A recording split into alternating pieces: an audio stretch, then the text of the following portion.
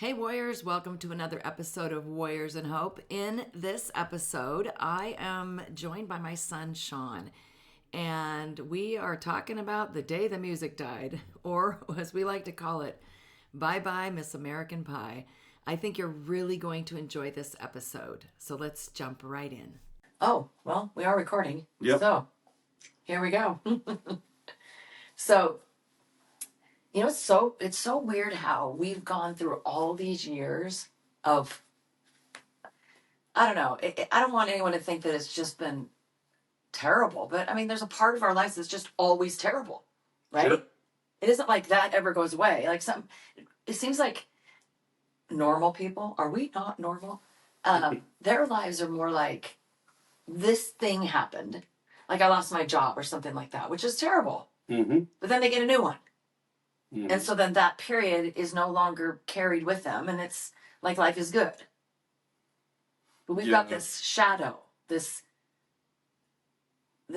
hole in our heart, this darkness, this, I don't know what you want to call it, right? Irreplaceable loss versus replaceable loss, I think, basically, is what you're saying. Like, there are terrible things that do happen losing your job, and then you could lose your house and all that, but you can always get another job and get another house. Right. Can't get another family member who was killed. Right. Yeah. And then even, think back when Jamie was in addiction, and so many people that are Warriors in Hope or that follow, the stuff that we do, have family members, and, specifically really like moms and dads are the ones that seem like moms are the ones that kind of seek out, how do I deal with this more? But that is not saying that the whole hope is that they'll get better. The hope is that they'll stand over their addiction beast. But no matter what that person does, that's still there. It's kind of like someone died in a way. Yeah. Right? Yeah. Doesn't that seem like it's kind of weird, because I was thinking the other day that I never got to know Jamie. Maybe it's a topic for another day, but I never got to know her as an adult. Not really. Yeah. No, I didn't know her at all as an adult, really, to be honest.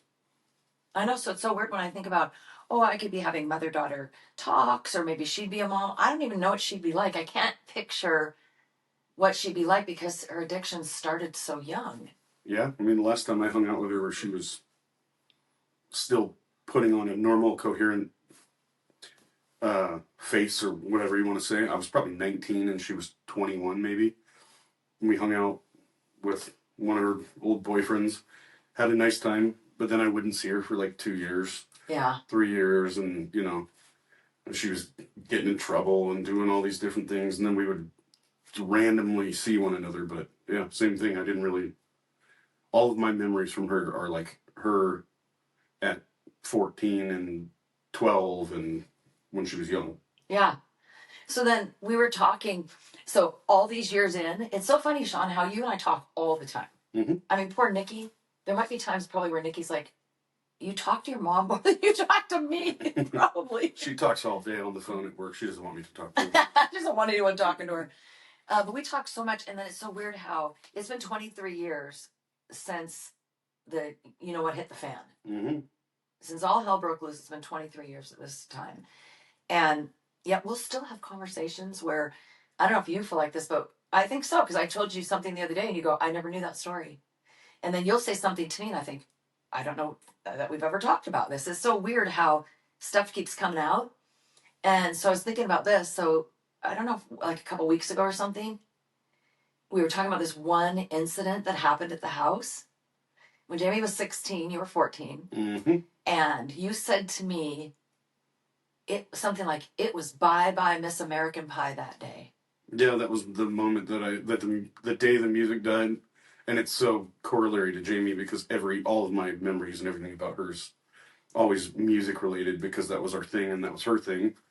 So it means, it's kind of a double entendre. Like the day the music died metaphorically, but also music because that was our thing. Well, wasn't that even, I remember that song. This is so funny, Sean, because I think I was in fourth grade when it was out. It was my favorite song, and I still know the words if it comes on. Mm-hmm.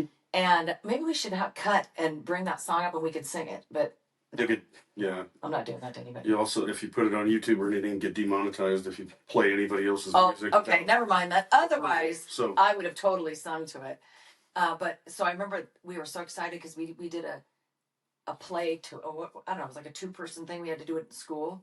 Mhm. There we were in our class and we got to kick off our shoes during that part. We thought it was the coolest thing. Okay, I don't know that through our whole lives we knew what in the hell that song was about, but we now know, of course, it was about when some musicians died in a plane crash, right? And so it was like Bye Bye Miss American Pie, but it was like the end of innocence. Yeah. Don't you feel like that's? Yeah, it was I don't really know. I think the way that's right, but I think the way I put it when I described it that day was, it's like in The Wizard of Oz when they finally see behind the curtain and it's just a man and he has no powers and he's nothing special about him. yeah, It's all smoke and mirrors. I saw behind the curtain when Jamie basically said she chose a piece of shit guy over Yeah. her family. a That was the gangbanger. Well, we moment. didn't know at the time he's a gangbanger, but Yeah. it turns out he moment was. I went, oh, that's an option? Like, would have never even occurred to me to think I know. this random person that I've known for 6 months who doesn't treat me well is more important than my entire family. So that was I remember, and I was pissed. I was like, you. Yeah, well, for me, so the story goes that Jamie and I were standing there in the kitchen around that island, right? This is in the house in Bellevue. And we were having an argument because I knew he was a bad guy. I knew he was bad news.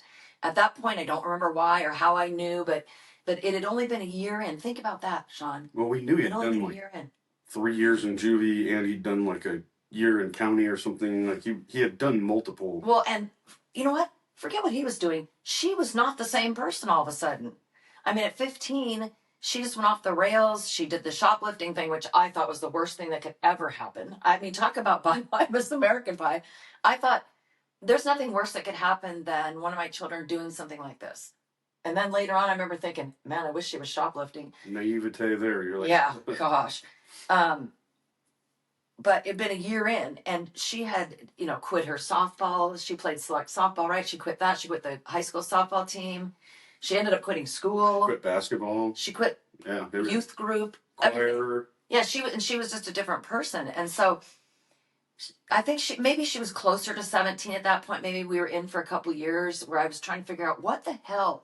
I know so many people can relate to this, Sean, when their loved one goes into addiction, and at first you're going, is it just some weird phase? Is it just, I did all sorts of stuff when I was in high school. I mean, we went to parties, we were smoking pot, we were doing all sorts of stuff. And so is it that? And then when you can't stop it and you can't figure out, as a mom, you're going, there's something I did wrong. I shouldn't have married Rich.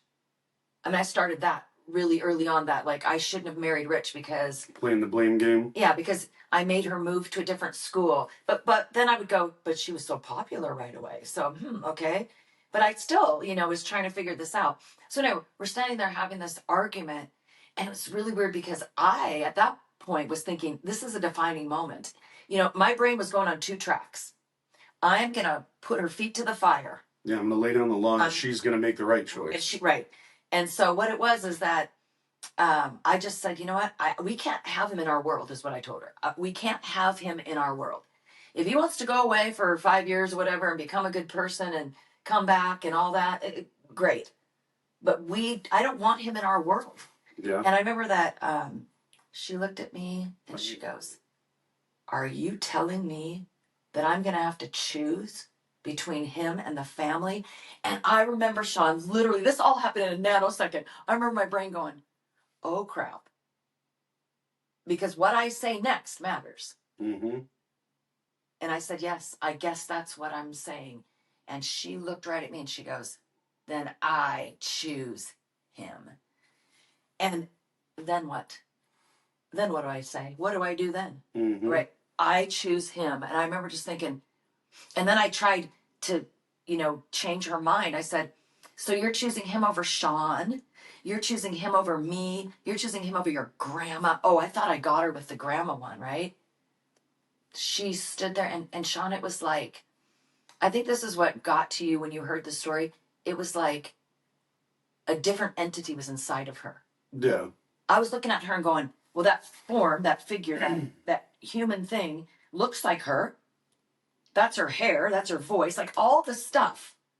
But in her eyes, when she looked at me, it was like it wasn't her. Yeah, It was like I was looking at evil. yeah, she had like a definitive anger that would allow her to just completely, and she was not a devoid of emotions person. She was cared what other people thought, was sensitive to people sometimes, but I think that for some reason that just got in her, and she could literally put aside her feelings and how it made other people feel and just make the most selfish decision regardless of the impact. I know, but then okay, so And it wasn't until she got enamored by the ghetto world, people doing illegal things and drugs, and no one's listening to their parents, and everyone's out doing whatever the hell they want. I think she was just enamored by it, and the evil got into her a little bit. Well, then okay, so then I think back, and we're never gonna know, but I'm wondering if she was already addicted to something back then, or was doing drugs or something. Because if you think about the story, is that fast forward a couple of years when she's 18, so this might have been a year and a half before, something like that. He shoots her, Mm-hmm. and it is near fatal. I mean, it is bad. It is, they're waiting to see if she's going to wake up. I mean, it was that serious. And so the story goes, of course, that they put her on oxy. And then remember, I found her one morning dumping her pills down the toilet, saying, I don't like the way they make me feel. And so our story is she got addicted at 18 to oxy, which she did. Mm-hmm. But what was going on back when she said, I choose him? Is it simply what you said? Or was it addiction? Like, what the hell was going on? Well, and all kinds of things. I mean, I know for sure that her boyfriend would smoke sherm, which is What in like the a world is blunt that? dipped in embalming fluid. Embalming fluid. Mm-hmm. No. Oh yeah, so How she did was. people get a hold of embalming fluid? She was around people that were doing like Oh my pretty Lord. serious drugs, and she, I'm sure there's PCP laced stuff. There's probably crack, honestly. I mean, coke, whatever. So I'm sure she was around a lot of drugs, probably early on. She was just always so good at being composed until she got, addicted to heroin. That's obviously a little harder to hide. She was really good at that. Mm-hmm. And so when we were talking about that Bye Bye Miss American Pie, when you said that the other day, and I thought to myself, it's not like you had the perfect little life. Like, it's funny because Rich talks about his childhood, and it's like Mayberry, because I remember when I went there with him and went walking around his neighborhood, and went to his elementary school and his high school, and he's just telling stories about playing baseball, and life was so, I said, my God, this is like Mayberry. Because I moved every couple years. My mom was a single mom. She was so young when she had us, and it was chaos in my home. I was the one who told him, your life's like Mayberry. Mm-hmm. And he's kind of grabbed a hold of that, like, yeah, my life was like Mayberry. But his brother died suddenly. At like 12. And like, I think he was like 13. Yeah, 13 Yeah, or he was 14. a young kid. And Richie got in a fight with him the day before, a physical altercation. So the last thing that they did was unkind to one another, and the next day he dropped dead. And yeah, but it's kind of interesting that he's been able to look at his life as a whole, even though that is terrible and was awful and inexplicable unless you go through it. But he looks at his life as a whole. I'm kind of impressed, and he looks at it like, my childhood was wonderful.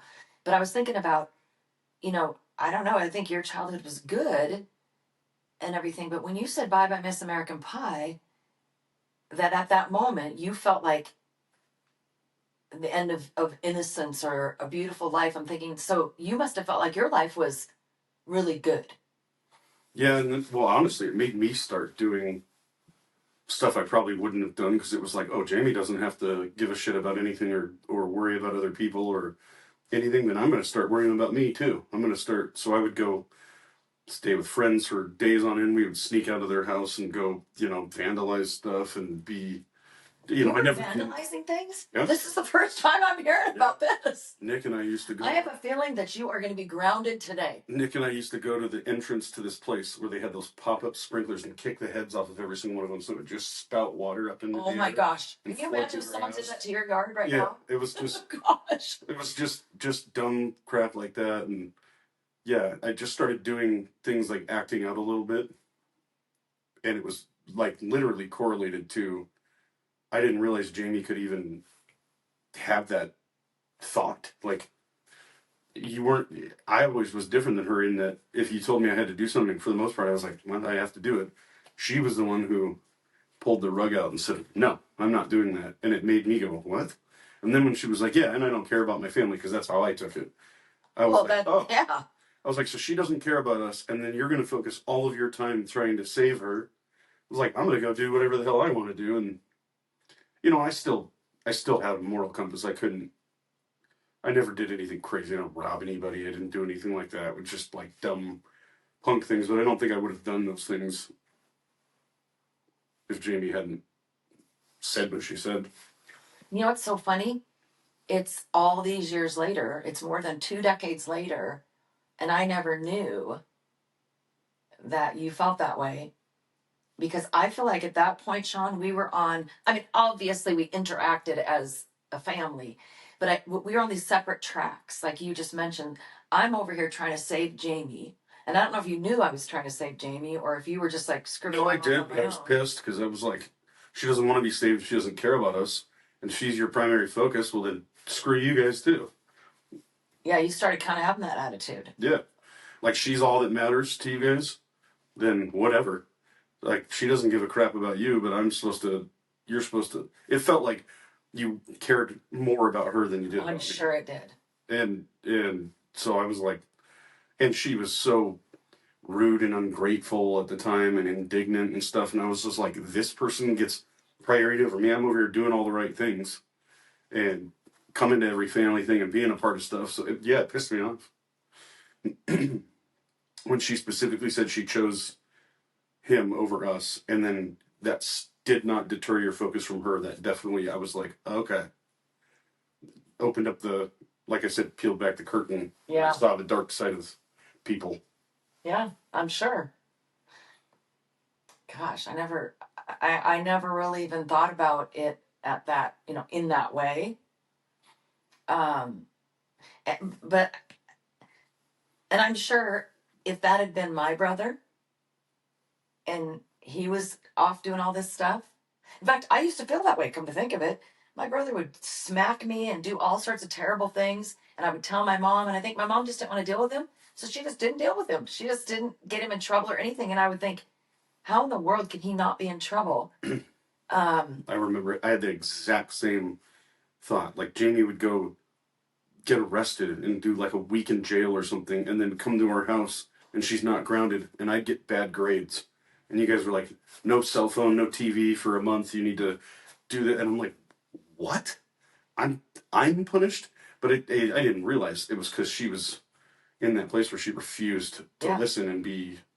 For me, honestly, there was no real recourse for you. There was nothing you could really do. No, it was like, it's so funny because I recently, did you see where was it, in Georgia or something like that? These parents got arrested because their kid, I think, shot up a school, and the parents got arrested because he got access to the guns or whatever. And now there's this whole kind of movement of, well, let's blame the parents, let's punish the parents for what the kids do, and that scares the hell out of me, Sean, because I'm telling you what, people, unless they've gone through what we have, and they're, a lot of parents are just go, oh, my kids, I was there and they turned out well. Well, I was there too. Sometimes, I don't know why, but sometimes the beast, the addiction beast, the whatever beast comes along and it just grabs a hold. And I was there and I was trying. But the point is that you lose control of your kids a heck of a lot earlier than people want to admit, or unless they have experienced it. So the point you're making is, I'd lost control of her. Mm-hmm. I mean, she quit school, and what was I supposed to do? I couldn't physically hold her down and take her there every day. Well, it's like outside of living on a homestead or something and homeschooling your kids and keeping them where their only exposure is mom and dad, brother, sister, aunts and uncles at family things, the church, whatever.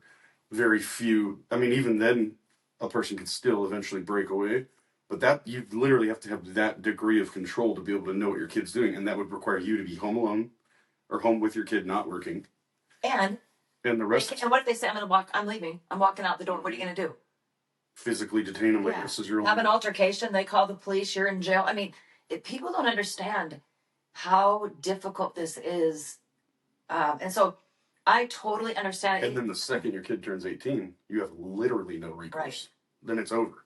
Yeah. There's nothing you can do. Like when Jamie was shot the first time, She was 18. she was 18 years old, and as soon as she was healed up and ready to go, she went right back out on the road and got back into the game with the crew, and there was nothing you could do about it. Oh, worse than that. She went down to the courthouse, to the DA's office, and recanted her testimony that she had given in the hospital that day. And I wasn't able to be in the room for it. It had to be private. But they told me, the DA told me later, it was the same story she had told me one night in the hospital. So I know it was a true story. And she went down as soon as she left our house after healing for like 40 days or whatever it was. She left our house, went right down to the courthouse and recanted her testimony. Yeah, trying to help him get out of trouble after he shot her and almost killed her. She had 50 staples holding her gut back together. Like, oh, what? I'm not certainly not saying this as if I wish that it happened, but it should have killed her based off of the mathematical numbers that they told us, where it entered her body and missed the iliac vein and a couple other things. He said there was like a 1 in 42 million chance of that happening. It was a miracle. He literally said it was a miracle. And then for her they couldn't remove the bullet because they were worried about killing her, and then it entered into her intestinal tract and she passed the bullet later. It's like, okay, you want to talk about a miracle, Sean? Yeah. You know what's funny is that we think of miracles like back in the day. I'm not talking about like when I was a kid. I'm talking way back in the day when God parted the Red Sea, or water came out of a rock, or a bush when it came on fire by itself. Like, we're looking for that kind of stuff to believe that miracles happen. Mm-hmm. But when Jamie called me up and said, "Mom, my bullet's in the toilet," I went, "Okay, we're first, like, come again? What do you mean your bullet's in the toilet?" She goes, "I just went to the bathroom and it came out." And I go, "It can't come out. It's lodged in your abdominal wall. It wasn't in her intestines." Mm-hmm. I mean, this was months later, 9 months later, something like that. It would have already come out if it was in there, right? Mm-hmm. And then I remember I called Dr. Schlinder, and he goes, "We need an x-ray because there's no way," is what he said. And I'm going, "Jamie, where are you living that bullets are in toilets? What the hell?" You know, I'm thinking it was just in there. And then we get that x-ray, and sure in the heck, that bullet isn't gone. And Dr. Schlinder, who doesn't have any of the same spiritual beliefs that we have, told me that it's a medical miracle. Mm-hmm. And to your point about being 18, I couldn't do anything about it because of HIPAA and all that kind of stuff. He said she needs to take this information to, I can't remember, she said to go to University of Washington or wherever it was, and it needs to get documented as a medical miracle. I mean, literally, that's what he said. Now imagine your life is spared, to your point earlier, and then take it further to your second point. Yeah. You experience a double miracle, and it's not enough. Mm-hmm.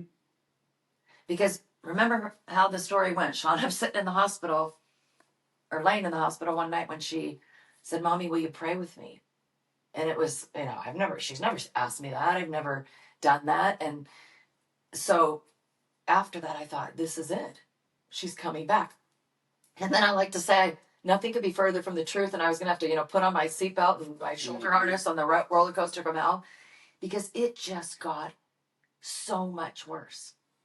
Well, she was just obviously had an addictive personality, and not just to substances, but obviously to people and to relationships and things, because she would go through periods of time where she didn't want to be surrounded by the scourge of the earth. And I'm not, there was a part of her that didn't like it. If anyone's offended by that, we're not just saying just because someone's in a gang, they're automatically the scourge. I'm talking about some people who shoot people, rob people, who commit fraud, who steal people's identities. These were the kinds of people she was hanging out with. So when I'm saying the scourge, I mean literally people who have killed or tried to kill or things. I mean, when she was hanging out in Tacoma and Hilltop, she was hanging out with Crips who shot people, and it was just so far from our life that it's just weird. It's even now, it's still weird to think that it's even possible that she sought that out. Yeah, I just think it's one of those things, like the darkness got in and latched on, and she just could never. I mean, I wouldn't say couldn't ever beat it. That's not really a I fair. don't think she ever really tried. That's To be not. honest with you. Yeah, and it's not a fair assertion because the reality is, as much as we think about her whole life was, or more than half of her life was a struggle and all that, it wasn't supposed to be anywhere near half of her life. It was supposed to be she had another 50 years to try and stop. She was only 30 years old. Right. You know, she was supposed to get a chance, and then someone else took her opportunity to beat the darkness, beat the addiction, beat the self-esteem stuff. She just wasn't given the choice. Yeah. And some of it's obviously corollary to the circumstances you put yourself in. I'm not by any means blaming Jamie because there's no excuse to murder somebody, but she has some responsibility for why she was even in that situation, of course. Yes, I agree. But she did not choose to shoot herself. No. So somebody else took that chance, and who knows if she would have ever gotten. Well, yeah. Well, we'll never know. That's the whole point. We'll never know. But yeah, it's kind of interesting how, or sad really, how when I go back to this thing about you not just being mad that Jamie said I choose him, but in looking back, it was a defining moment in your life when you realized life was not what you thought it was. Yeah, it wasn't American Pie and all that. It was like, oh, people can choose to do the wrong thing and change their life, not for the better. They can choose to do things that make their life worse, and they can not listen and not follow authority. You know, that was just something, that concept never. I was never a kid who would argue with a cop if I got pulled over. I wouldn't, you know, I listened. Did the right thing. Did the right thing. And then Jamie pulled like I said, the rug, the wizard's curtain, whatever you want to say. She pulled it out, and I was like, oh. Well, then I was thinking about further. So fast forward to when she was shot, because so she was shot when she was 18. I'm thinking when she did that, when she said I'd choose him, which, by the way, have you seen The Exorcist? Because that's an old movie. Mm-hmm. So that's when her head spun around on her shoulders. I mean, I literally looked at Jamie and thought, her head's going to spin around on her shoulders because this is not the person that I know. Mm-hmm. So then, when she was shot, it was in August. She also died in August. I don't know what's with August, Sean. Yeah. But when she was shot that first time. Not to try and make an inappropriately timed joke, but go ahead. But yeah, August was a rough month for Jamie. Oh my God. That's so bad. It's historically pretty tough month. Yeah. They didn't get much, they didn't get any worse. Yeah, that was about as bad as okay, the month. Honestly, people that are watching this are going to go, how could you make a joke like that? If they knew Jamie, she'd laugh. She's probably laughing from heaven right now. She would crack up if I said that to her. That is pretty funny. Okay, so August, she's shot. You're in football practice. Yeah, it was. Or about to start football practice. Yeah, so, yes. So we had, we were supposed to go to, it was like 3 practices a week. And I was out at Robbie and Ryan's, and I had gone there like Friday, and we were supposed to practice like Monday, Tuesday, Thursday, or something like that. And I went out to their house like Thursday after practice and was going to stay there till Sunday and then go to practice on Monday. And then you guys called me that she was shot on Saturday? No, she was shot on... now I get them confused because there was 2 shootings, but she was shot on a Monday night. Yeah, I think it was a Monday night. So then it must have been Tuesday morning when I got the news. Yeah, it must have been like practice was Tuesday, Wednesday. You were probably supposed to go to practice that day. It was probably I think it was Tuesday, Thursday, Friday. Actually, now that I'm thinking about it, so I think I got the call that she was shot, and then I just like called a friend and was like, "I'm not coming to practice. My sister was shot," and stayed at Robbie and Ryan's for like another 3 days. And just kind of hung out there. But what I was really thinking about was when you finally did go to practice, there was shame. Oh, I was punished.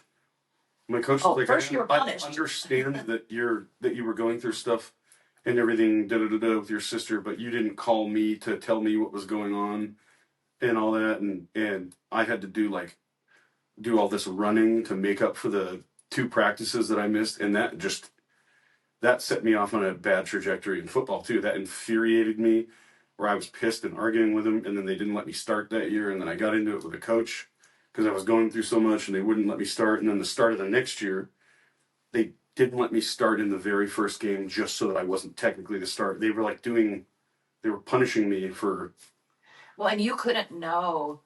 And honestly, thinking back on that, they were terrible coaches and terrible. Yeah, it was a terrible thing to do. Terrible grown men and adults to not understand. Yeah. You know, somebody's sister was shot. Well, this didn't happen throughout their entire career as coaches ever again, guaranteed. No way. So this was such a weird situation.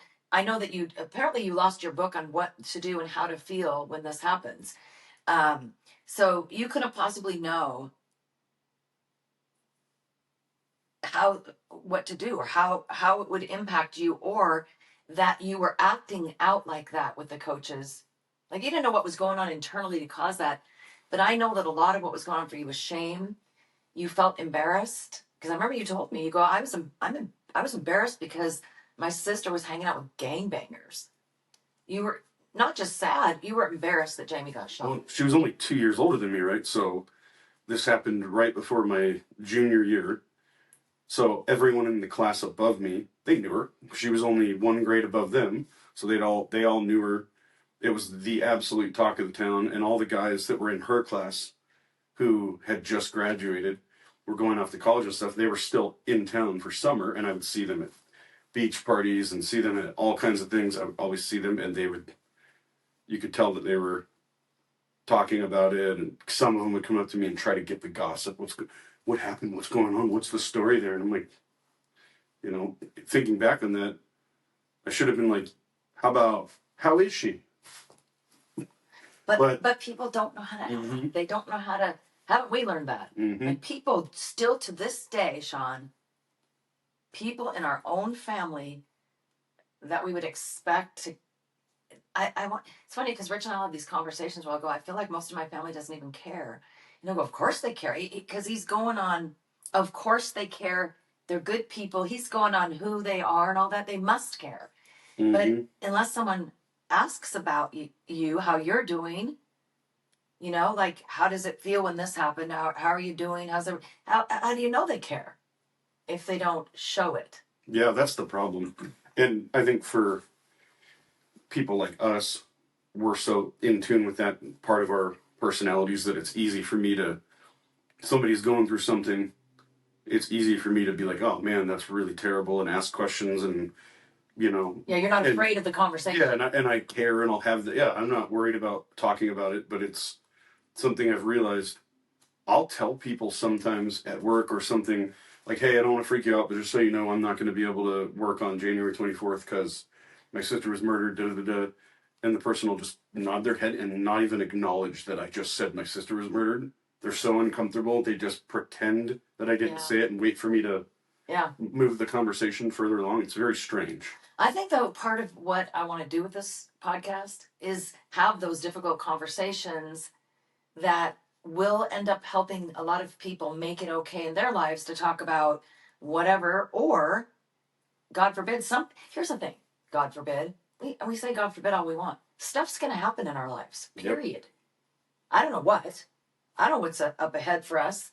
Hopefully a lottery win, some relation to Bill Gates, and he, untimely death. I mean, I'm just... Babies. Yes. Yeah. Yes. I know. Abundance, no big deal. Nothing, not asking for much. Well, what's funny about that is you think that, wouldn't we deserve that? Because, you think there's like some ledger but there is in no, heaven. There is no deserve, unfortunately. No. There is no rhyme or reason for why things happen the way they do, and there is no deserve.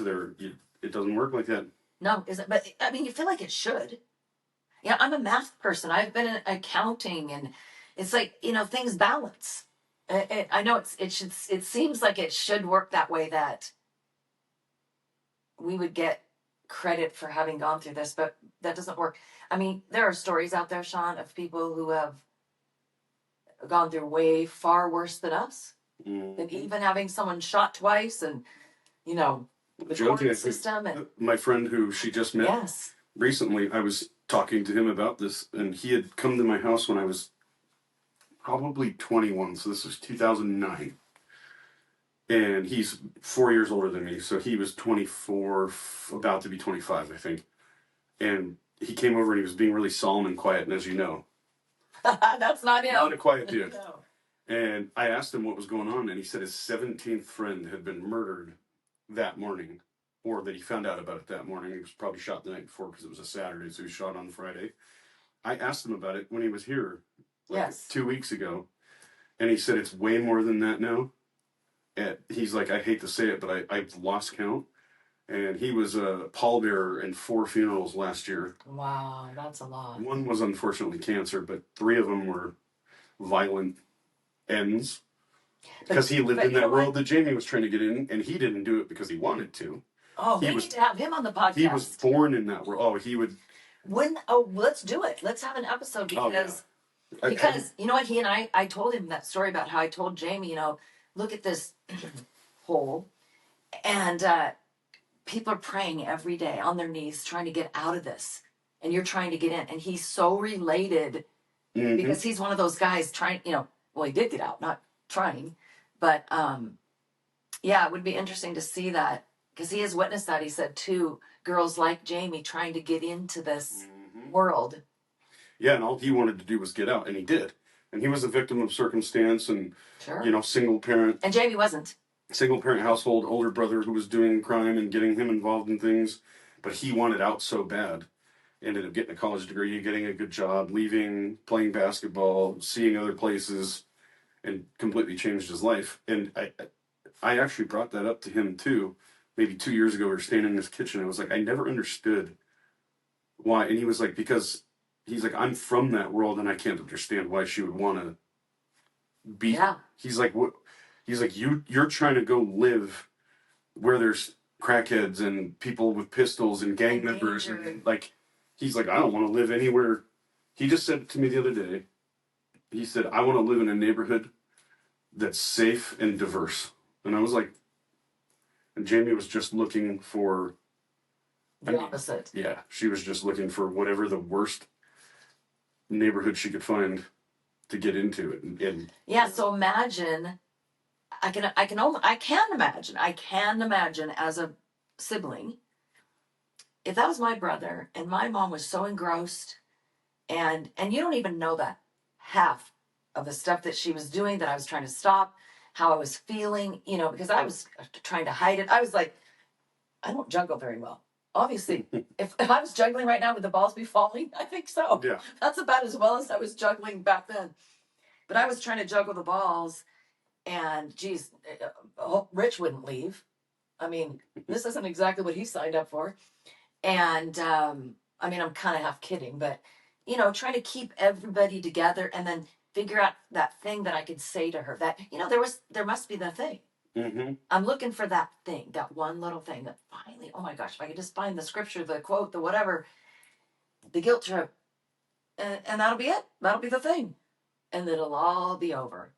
And every day it just got worse and worse. And I'm trying to, you know, keep it all together. And so I can imagine if that was my mom, I'd just be pissed. I'd be like, screw him. That would have been my attitude for sure. Yeah. But now that you're older and, you know, you're looking forward to being a parent, and even your dogs. Okay, just think about how much you love your dogs. And if anything happened to them, or somebody tried to lead them astray, or give them, you know, some bad something at the dog park, you know, that would hurt them. What, you know, I'm trying to find some story here that relates. That would end in physical violence. Right. So imagine being a parent and you didn't look at her like this. Of course, you couldn't. No, but I looked at her like she was my baby. I gave birth to her. I was there the day she took her first breath, you know, and to watch someone that you love beyond the dogs, beyond anything, any other, it's a different relationship, the way a parent loves their child. And to watch your child on a freight train headed toward a brick wall and you can't stop it, it's the most helpless feeling in the world, I guess, is how I could say it. Helpless, exasperated, and scary. Oh my God. Mm-hmm. I was so scared, Sean. So fear was driving all of this. And then when you talk about, oh my gosh, I got in trouble for, it seemed like all this terrible punishment for these much lesser crimes, like grades and stuff. I don't really know. I can't really explain it. If it was me just going, I got to keep this kid on the straight and narrow. Yeah. I don't know if I was consciously thinking about that. Well, because then it shifted. It shifted after I went to dual enrollment and was going to college and high school at the same time, and I was getting extra credits, and I was doing better in the college than I ever did in high school. I was getting 3.5s and stuff. Then you were like, oh, he's okay, and your focus completely shifted. I literally could go, and it's not a knock on you. I'm not saying that you were a bad mom. You were trying to save Jamie's life, and you were like, Sean's okay. He's doing the right things. He's playing on the football team. He's playing on the lacrosse team. He's, getting good grades now. But I could go stay at my friend's house in the middle of the week from Wednesday to Sunday, and as long as I called you guys and checked in, you weren't worried about it. But before that, there was no way I could have done that. You'd have never let me stay the night at someone's house during a weeknight. It was only the weekend. Even though you were 17. Yeah, but it was just one of those things where you guys wouldn't have had that. But then as soon as you felt like he's got it enough, I have to put all my energy into this one who does not have it figured out. No, and then think about this, Sean. I wonder. Then we moved to Florida from Washington State, and it was for business for Rich. But honestly, I was kind of pushing for it, which is weird. I think this is a part of my story that I've never told before. I've never thought about really deeply before. It's just coming out right now. And that when I think about it, I'm not really super proud of it because I don't think I was being, brave back then. I think there was a part of me that was so exasperated at that point. Jamie had been shot, and now she's just off doing her thing. When you're thinking, it can't possibly get any worse than this. And why hasn't she? You had no idea how much worse it could get. No idea. It was so bad. And then also, someone getting shot, you're thinking, that's the worst thing that can happen to you. No question. Come on. The worst thing was the shoplifting. Come on. Right, it just keeps getting. And then they get addicted to drugs and start doing things they would normally never do, and stealing and and then they get killed. Then I couldn't stop it. It could have been so much worse. Right, and then there's this whole thing with Rich with the business that he was in, and then the housing market crashed, and all our equity was gone in our house, and we were going through. I've never talked about. The Microsoft split happened during that too, when they got punished for monopolizing and their. Oh yeah, that was happening then. Mm-hmm. It just I really had never even told that part of my story ever before either. But so there we were with no equity in our house anymore, and the house is like on the market or on Zillow or whatever right now for like $2.5 million, right? Mm-hmm. But anyway, that's another story. So this whole moving to Florida because it was a good opportunity for Rich, but I moved 3,000 miles away from. Well, I couldn't save her anyway. But after I moved there, I thought, Sean has no guidance. I basically, like you just said, I let him just kind of go off and do his thing, and I ran away. I mean, we went for business, but in my heart, there was a big part of me that wanted to run away. And as soon as I got there, I felt guilty. I felt lonely. It did, what is that saying they say? Wherever you go, there you are. Mm-hmm. Can I just say that running away doesn't work that well? Yeah. I know I was never any good at it. That's true. We just talked about that the other day, but you tried to run away twice. Yeah, I'd make it about 10 feet over into the neighbor's yard, and hide behind the fence and think that you didn't know I was right there. I forgot about windows, I guess. Yeah. You think I was just letting you, like the second time when you went down the cul-de-sac to the bottom of the hill and your toys broke open from the bag breaking and all that? There was no way you were going to get, if you'd gotten to the end of the street, you wouldn't have been able to round the corner. Yeah. And there were only about 4 houses on the cul-de-sac. It wasn't a big one. I would have been down there. But anyway, running away doesn't ever seem to really work. Nope. My bag of toys broke too, Sean. I think the moral of the story is it's been so much better for us to just openly talk about things and face things head on than to try and go any other route. It just doesn't help. You can't change the person, you can't stop them from doing what they're doing, but it's okay to openly talk about it, unashamed, and just work on yourself. If you can't help them, you can help yourself. I think that's the bottom line. The bottom line is, and that's what I did. Yeah. That's what I wound up doing. I wasn't when I was in Florida, but after 4 years of living there, when I moved, to the Palm Springs area, because I wrote Still Standing After All the Well, and Tears Jamie was before she died. living anywhere from 5 to 20 miles away from you, doing all the same shit in the same town, neighborhood, whatever general area that you were in, and you couldn't do anything to help her. You were watching her flounder more. So I would imagine taking care of yourself just became self-preservation. Yeah, I think that the reason that you don't, even when, I was doing things I couldn't afford to do. Mm-hmm. I was doing them behind Rich's back. And at some point, I came to him and asked for forgiveness. He didn't even know. I was paying for car payments, insurance payments, paying for everything, bailing her out of trouble, bailing her out of jail. Well, he did know about those and wasn't happy at all. But it was like I was scared that if I stopped, she might die. Right? That's the ultimate thing for parents when people are their sons and daughters are in addiction. The ultimate thing is if I don't save them, they're going to die. If I pull out the safety net, then what happens, right? But what I figured out, Sean, is that I was dying too. I looked normal, right? When you saw me, I looked normal. Mm-hmm. I wasn't sitting around bawling my brains out all the time. But inside, I was running, like if you were telling me a story about your life, I'd be running another track up here. Yeah. All the time. Yeah. So I think at some point, literally it was that when I was standing in the kitchen, I told Rich, I don't want to be here anymore. It was getting to that low point of feeling like it'd be better if I just died. Then I wouldn't have to deal with any of this anymore. And that's such a wrong thought process, honestly. I know, but it was also a defining moment. I'm glad it wouldn't have helped. It wouldn't have helped anyone. I mean, it would have helped me because I'd have been in heaven with Jesus, but it wouldn't have helped you guys. Yeah. No, it wouldn't have helped anyone, but I think it was okay to get to that point because when I heard myself say that, it was kind of like how I told you I looked at Jamie and thought, well, it looks like her and sounds like her, but it's not her. When I heard those words, it was that same thing, like that's my voice. Mm-hmm. But I don't talk like that. But it's how I've been feeling for so long. And you're the first person I thought of after I said that. Sorry, Rich. But I thought, wow, that's really unfair to Sean that he's losing his mom and his first best friend, his only sibling. Nope. I don't know how I'm getting out of this thing, but I'm not going to let that happen for you. And I think that's a good message for other parents is you don't give a crap about yourself at some point when you get to where I was. Like, this is 13 years of dying inside. Mm-hmm. You don't care about yourself. So you got to find somebody to stand up for initially. Now I still stand for you, but I stand for myself and all the people I help and, and all that. But initially you got to do whatever you can to get up off the mat. Well, yeah, I have an analogy that I've thought about. It's sort of like you have a beach house right on the ocean and everything's hunky-dory. And then you guys end up trapped out in the middle of the ocean and you're treading water. You have a few options at that point.